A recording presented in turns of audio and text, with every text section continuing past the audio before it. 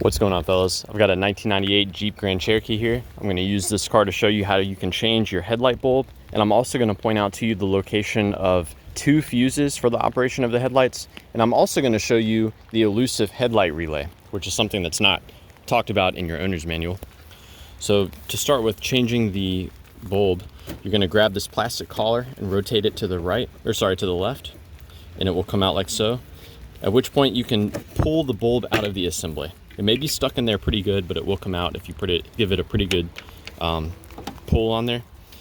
And it's a bit difficult for me to show you this one-handed, but you can disconnect the bulb from the connector by prying up on the little blue tabs there, at which point the bulb should just pop right out of the connector. So the bulb itself, part number on there is going to be a 9004. You should be able to buy it at pretty much any parts store.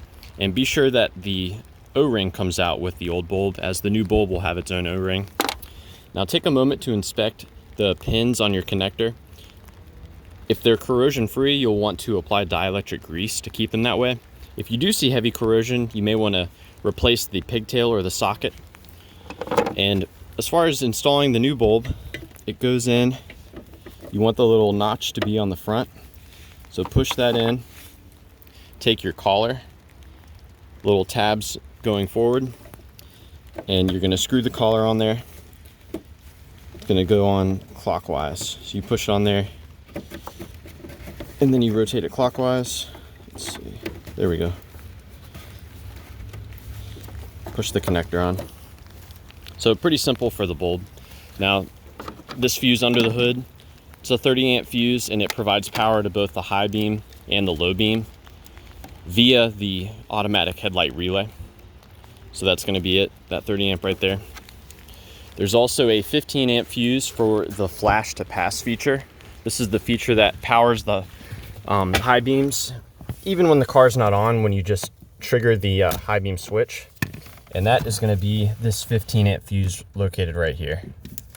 So this is the one for you to check if your flash to pass feature is not working.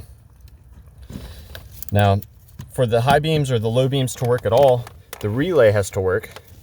And I'm going to show you how to access that. Now on your car, you're going to want to remove the screw that's here and here. This is a junker car that I'm messing with. So I'm just going to pop this open like so. Now your headlight relay, your automatic headlight relay, is this top one right there. And if that relay is defective, or if it's not coming on, you know, then your headlights won't work. So that's definitely something for you to check as well. The relay directly underneath it, that relay, that is for the parking lights. So yeah, those two, I couldn't find them mentioned in pretty much any owner's manual, but you'll want to check those out.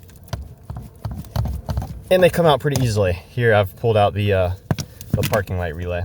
And you can swap the relays too as a troubleshooting step. So yeah, I hope this was helpful for you guys. Be sure to let me know if you got any questions or any advice about troubleshooting the headlights on your Jeep. Thanks for watching.